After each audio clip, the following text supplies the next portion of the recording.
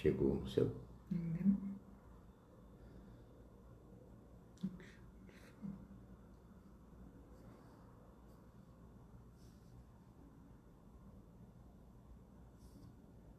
Já.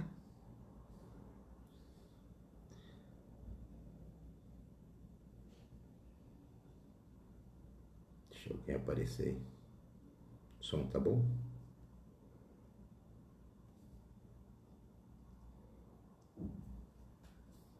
Tá. Que bom. Tem delay, Tem. mas depois ele regula. 1 minuto de delay. Olha aí se entrou alguém.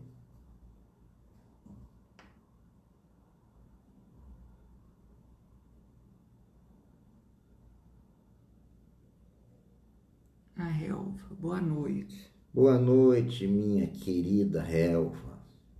Eu não canso de dizer que a psicóloga que me encanta pelo conhecimento e pelo humanitarismo. Boa noite, minha querida.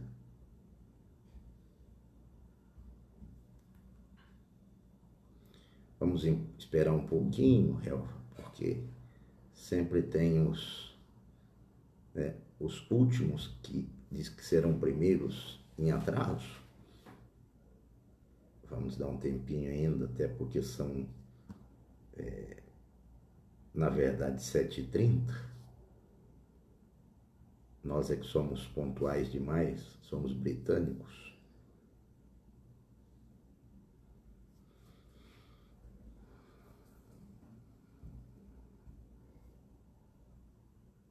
Mais alguém?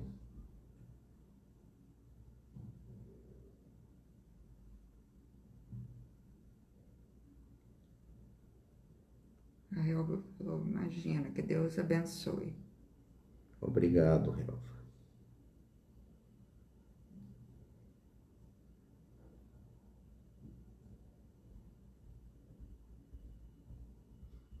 Bom, então vamos começar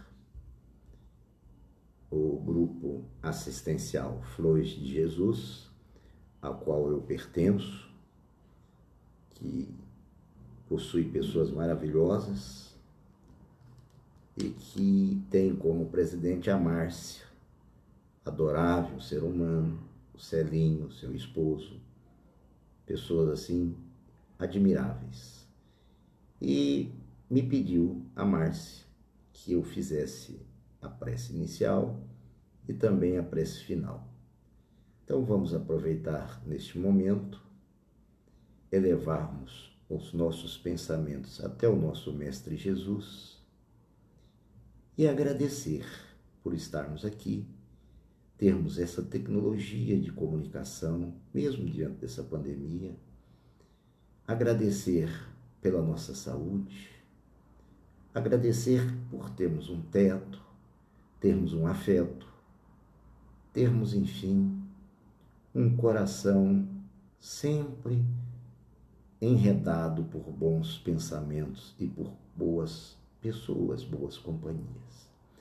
Vamos pedir por nós, ao nosso anjo de guarda, e pedir por todos aqueles outros que estejam sofrendo, principalmente em vista dessa pandemia que está levando muitos às UTIs, ou mesmo às enfermarias, aos apartamentos, mas que não podem sequer receber visita. É um momento de distanciamento muito difícil.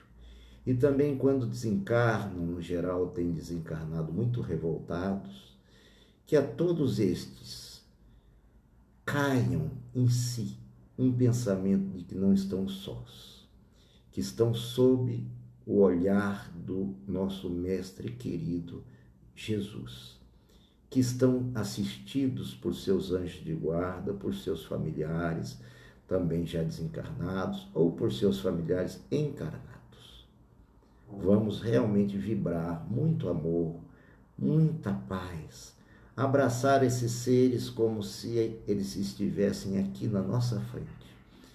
Abraçá-los dizendo que nós os amamos, que nós confiamos na misericórdia divina e que todos nós mais cedo ou mais tarde, chegaremos ao nível de uma família universal.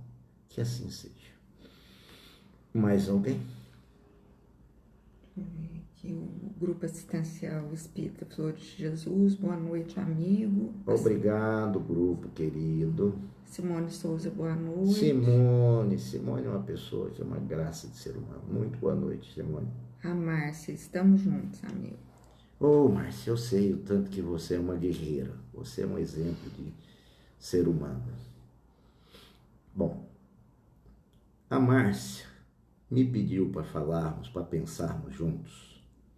E eu vou fazer isso até às 8. Depois eu vou abrir um espaço para a gente ter as indagações, para falarmos sobre provação em primeiro lugar, perdão em segundo lugar e fé em terceiro lugar. O que é provação? A provação é exatamente um elemento para a evolução do espírito. Nós só evoluímos por conta da provação. E quanto maior for o obstáculo que nos venha para frente, ou nós encontremos um desafio enorme, ao nosso ver, algo nesse nível, significa que maior capacitação nós temos para transportar, para transpô-lo. Quando nós vamos reencarnar, é feito, juntamente com o plano espiritual, um planejamento. E nós, quando temos consciência, somos aqueles que vêm por uma reencarnação não compulsória, mas por uma reencarnação consentida, nós realmente dizemos o que nós gostaríamos de provar, onde nós gostaríamos de sentir se evoluiríamos mais, se ganharíamos mais. Por exemplo, fomos ladrão em uma reencarnação. Adorávamos furtar.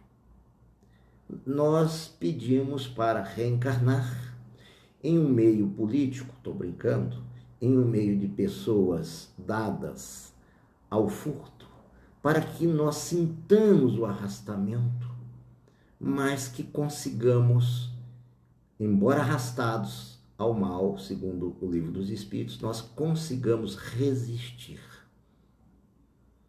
Olha a importância da aprovação. A aprovação é resistir àqueles arrastamentos.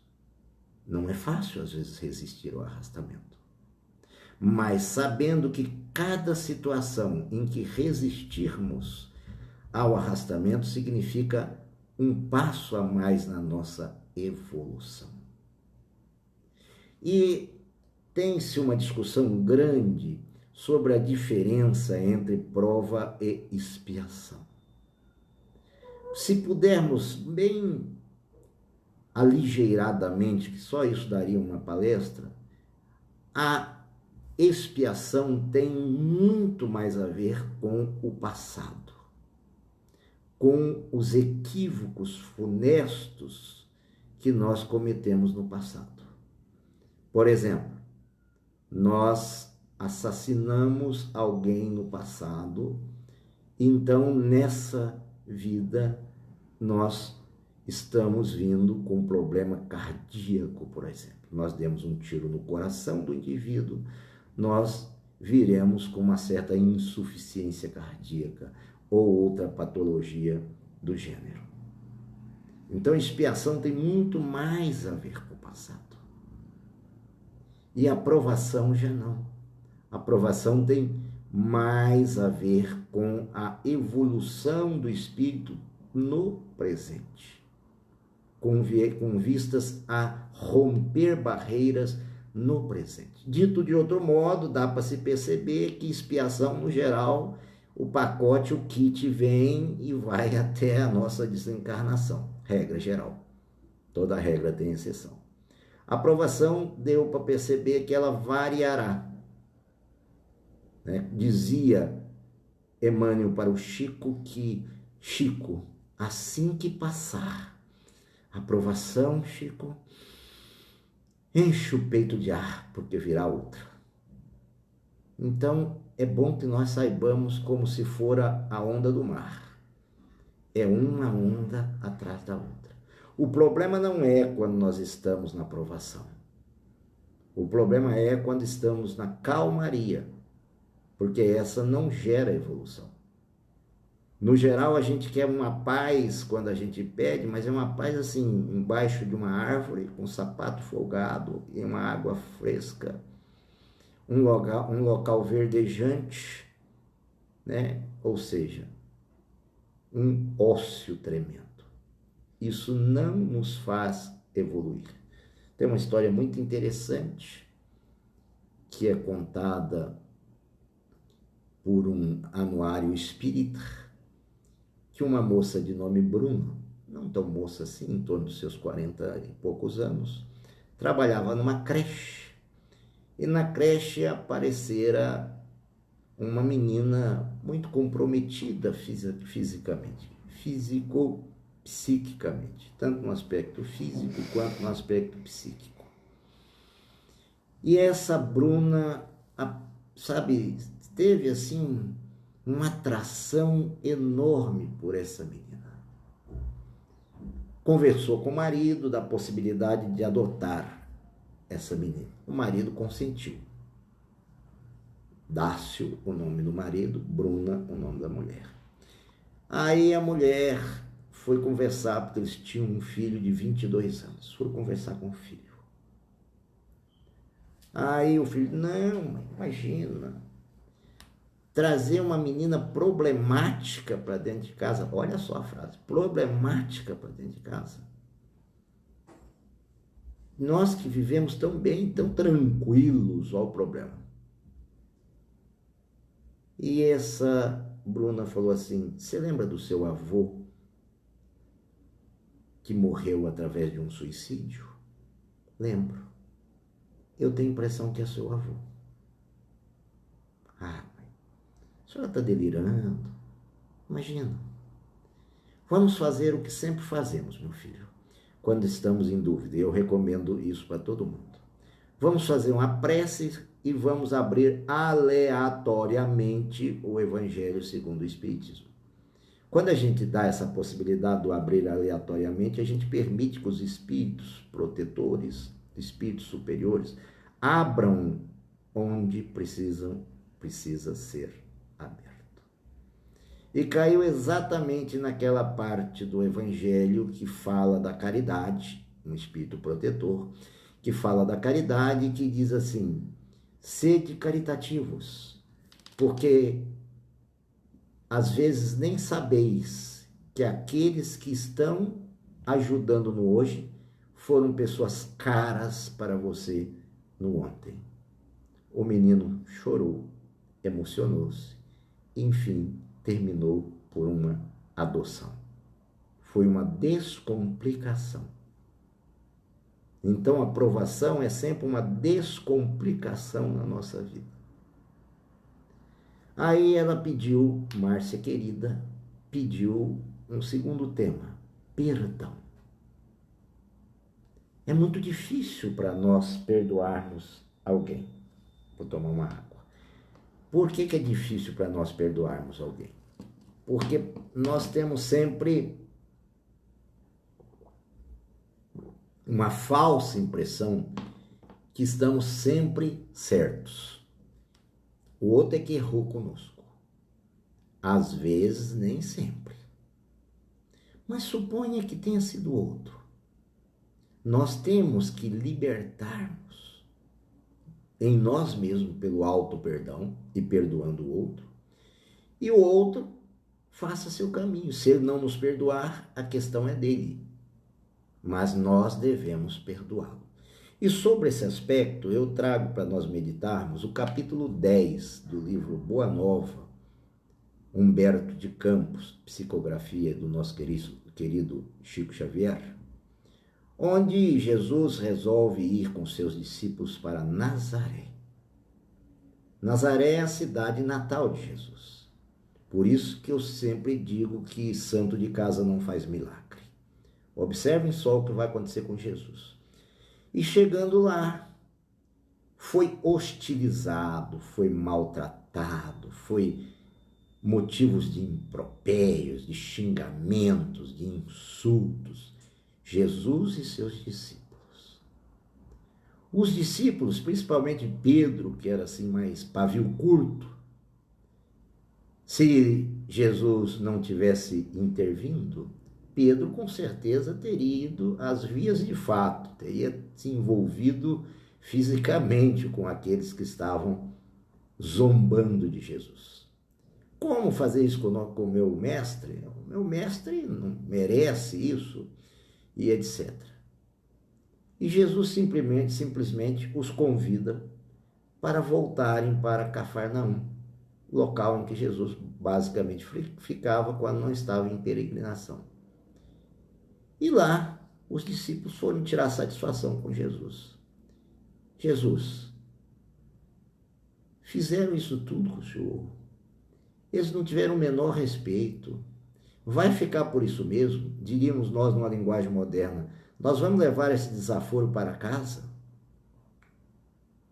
Jesus os escutou a todos, como Jesus sempre fazia, deixou com que todos falassem, os que desejaram falar, coisa que nós não fazemos. Geralmente, quando alguém vai falar conosco, a gente já corta o indivíduo. Um mestre não, até porque sábio, segundo o Evangelho, segundo o Espiritismo, sábio é aquele que deixa um tolo falar. Dá para medirmos agora o tamanho da nossa sabedoria ou o tamanho da nossa tolice. E Jesus disse, olha, eu vim aqui a este mundo para trazer a boa nova do meu Pai. Eu vim a este mundo para semear a paz, o amor. Eu não vim a este mundo para digladiar, para estabelecer divisões, facções. Eu vim aqui porque todos são, inexoravelmente, filhos de um mesmo Pai. Eles não estão numa ignorância, que não percebem isso. Mas vós outros, que já são meus apóstolos, percebem ou poderão perceber isso. E disse a Pedro, daí nasceu aquela frase célebre, se devo perdoar 7, Jesus disse 70 vezes 7 vezes. Foi exatamente neste momento, neste colóquio, nessa conversa, que Jesus explica a infinitude do perdão. Até porque esse 7 também, na cabala judaica, tinha a simbologia do infinito. Então Jesus, em outros termos, ele pegava muita cultura da época, em outros termos ele estava dizendo o infinito multiplicado pelo infinito, ou seja, igual infinito. O perdão deve ser infinito. Perdão não é esquecimento de ofensa. Tá? Quem esquece de ofensa está com Alzheimer, está com alguma doença degenerativa, está com amnésia. Perdão é simplesmente tirar o foco daquilo que nos aturdia. É tirar as vibrações que nos levavam a balançar, levavam-nos a ter emoções fortes. Perdão é simplesmente entender que aquele fato é mais um fato. E não é o fato, é um fato que merece ser tratado como um fato. É não dar dimensão exagerada àquele fato, que é o momento da nossa raiva, nós damos. Quando nós estamos com raiva, nós damos uma dimensão enorme. Uma pessoa chega e nós falamos qualquer coisa. Aí amanhã essa pessoa chega com diarreia e não nos conta. Portanto, ela não chega assim muito sorridente, porque passou uma noite mais estridente. E ela passa por nós assim. A gente diz, tá vendo? Ficou com raiva de mim. Não, às vezes nem isso aconteceu. É a ótica exagerada que nós damos. E se alguém fez um mal a nós, ótimo. Por quê? Porque se nós nos liberarmos dessa carga negativa, acabou a questão com relação a nós. Olha que interessante. Em minha cidade, Campo Grande, Mato Grosso do Sul, uma mulher teve o filho assassinado há muitos anos atrás, quando isso era raridade.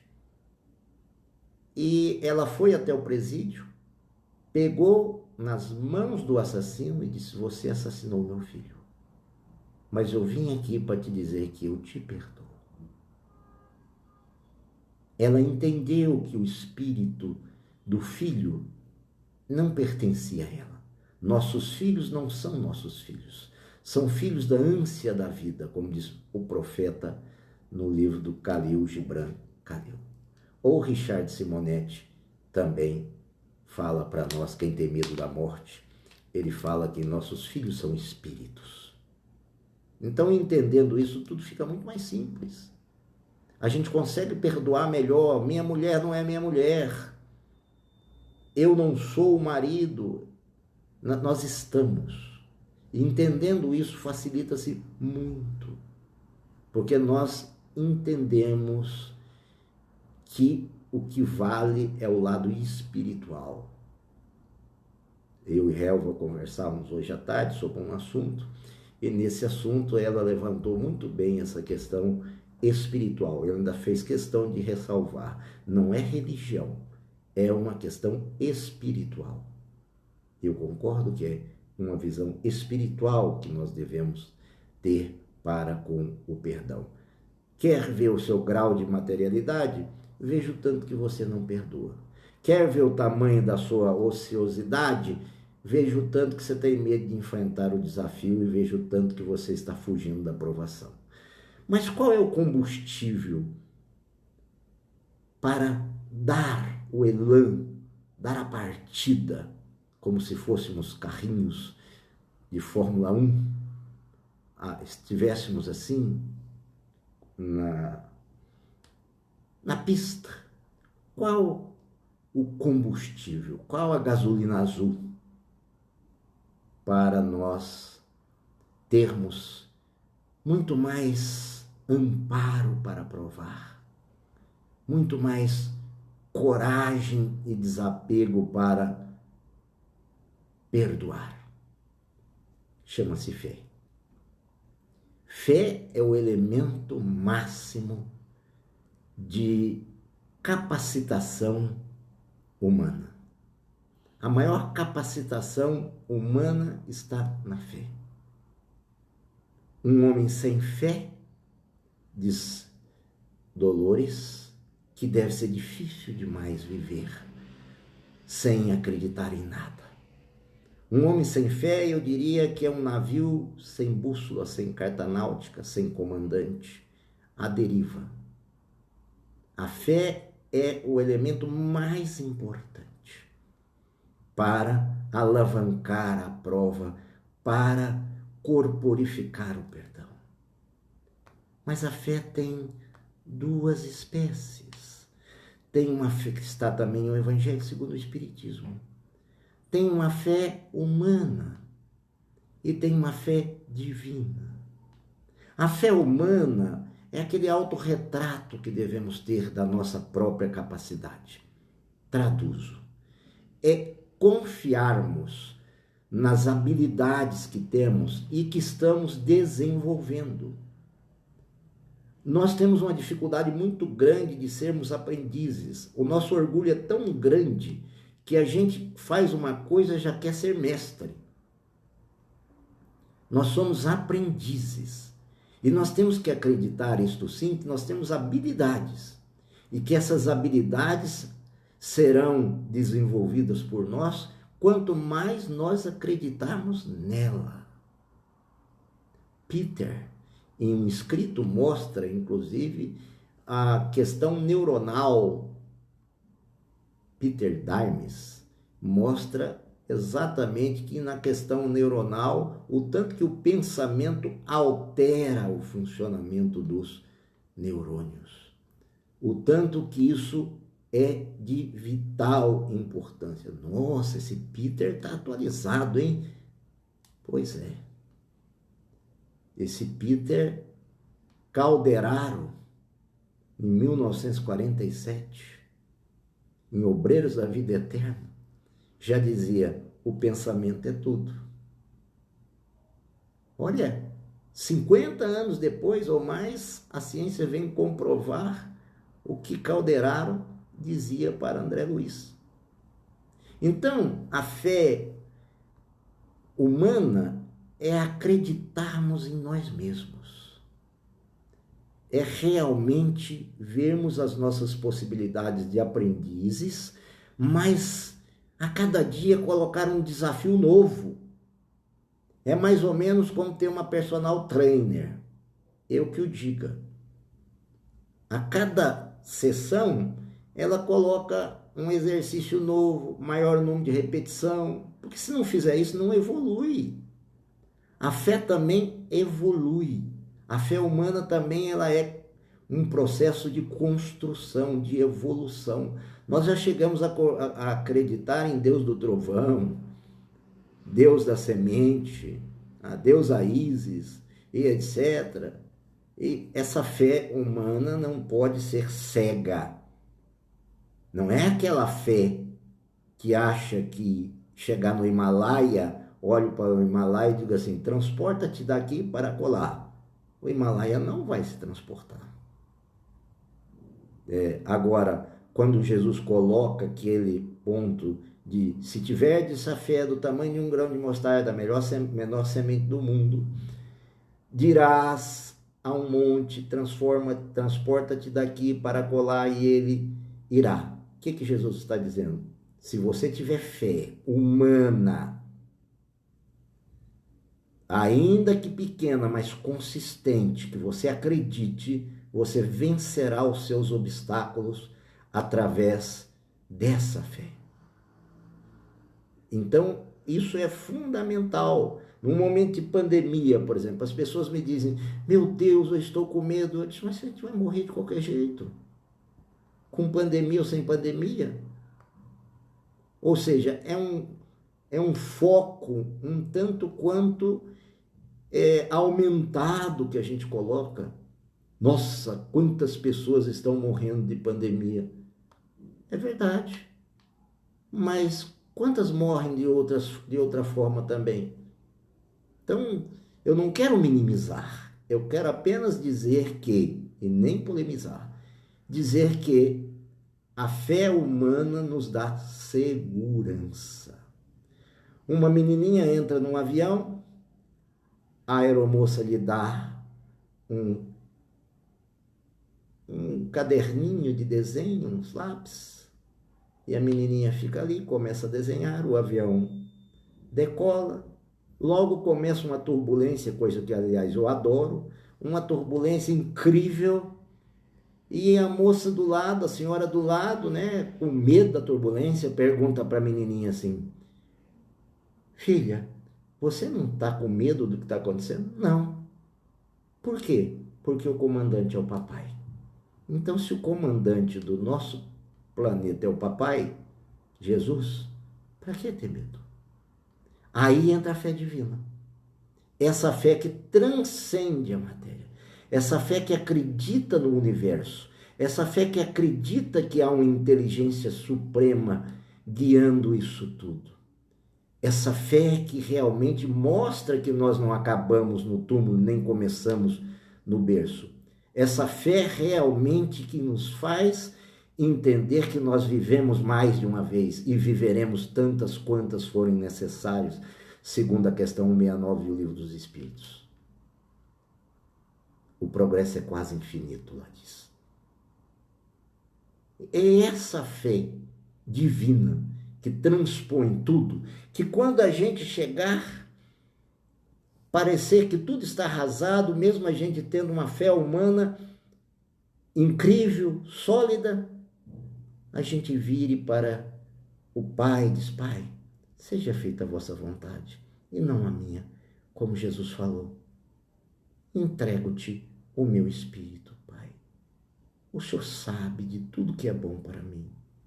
Por mais que eu ache ruim, mas o Senhor sabe o que é bom. O Senhor me criou. O Senhor colocou um filho seu, irmão mais velho, comigo. Eu confio nisso, Senhor. Aí me lembra bem uma passagem do Velho Testamento de Jó.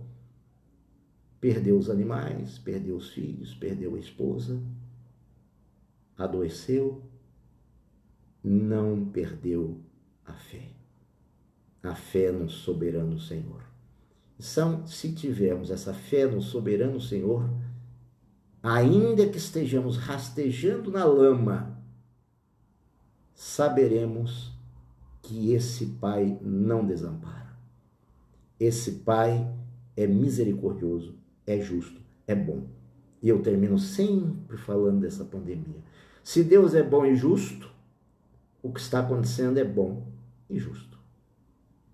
Do contrário, nós temos que dizer que Deus não é bom nem justo.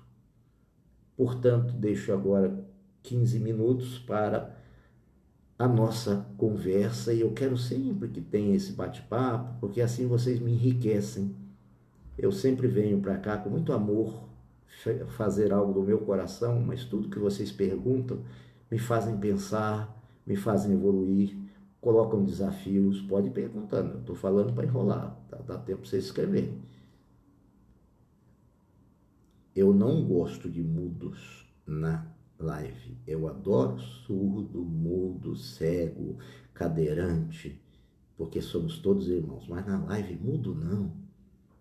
Se tiver aí qualquer um que tiver alguma dificuldade, peça aí ajuda que nós vamos achar um meio de ajudar. Vamos lá. 8 horas, 10 minutos. A pessoa nós perdemos 10 minutos, tempo não volta. O tempo não para, como diz a música. Vamos?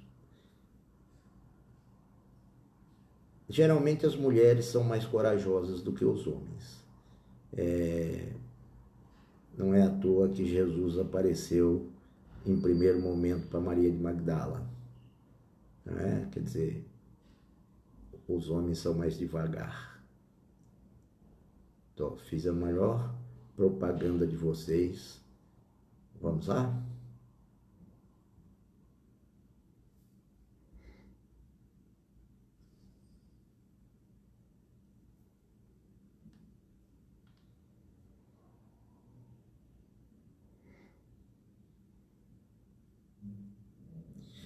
Fiquem tranquilos, sem nenhuma timidez, porque eu não enxergo, e menos agora. Tá? Ficou claro? Tiveram dúvidas? Porque eu sou responsável pelo que eu fiz aqui. Então, não precisa dizer excelente, parabéns, nada disso. Só diz ficou claro. Entendi.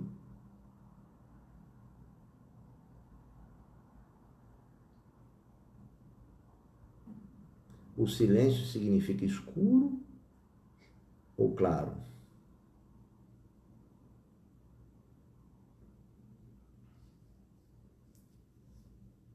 Vocês já desencarnaram todos?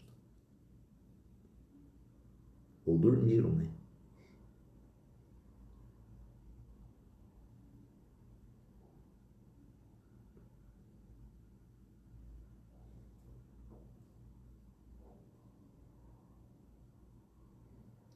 Eu disse que ficou muito claro. Helva, obrigado pelo muito claro. Essa é a muita bondade da Helva. Mais alguém quer fazer? Se ninguém fizer, eu vou fazer a prece final e vou pegar o boné.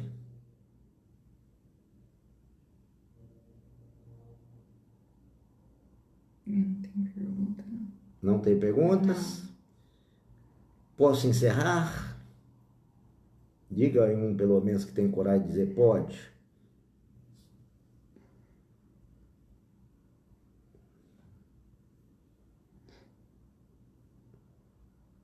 Sai um pode aí ou não sai? Bom, Com pode ou sem pode, vamos encerrar. Eu quero agradecer a vocês por terem tido a paciência de me escutar, por serem esses corações bondosos, para nós meditarmos sobre prova, obstáculo e enfrentamento. Meditarmos sobre perdão, ausência de materialidade, o máximo possível, desapego, amor ao próximo e condição de aprendiz. E fé, aquela que tem a ver com as nossas habilidades, que é uma aprendizagem constante, e a divina, aquela que nos mostra que tudo está sob controle da melhor maneira possível, que nenhuma folha cai da árvore sem que o Pai nisso o consinta. Vamos lembrar esses conceitos, então, para a nossa vida doravante. E que qualquer que seja a situação, lembremos dessas ocorrências, desses fatos ou desses pontos. Quero agradecer muito. Fiquem com Deus, eu vou fazer a prece final e nós vamos indo embora, tá? Até uma próxima. Então vamos agora fazer a prece. Jesus, irmão mais velho, querido, experiente, amoroso, justo, bondoso, afável, carinhoso, nos coloque no colo nesse momento de dor. Diga-nos sempre que precisamos caminhar, que precisamos passar pelas provas para crescermos. Diga-nos sempre que precisamos também perdoar o nosso irmão, para assim mesmo recebermos o perdão, como vós mesmos nos ensinastes na oração dominical. Nos leva a ter fé, que venha o vosso reino, seja feita a vossa vontade, que isso seja o nosso entendimento real de fé. Sempre, Senhor, esteja presente, como sempre estás, mas entenda o quanto ainda somos pequenos. Que sua falange, seus prepostos, 1000, possam nos intuir para deixarmos tantos melindres, tantas coisas pequenas, para irmos em direção do grande mundo celestial que nos aguarda um dia.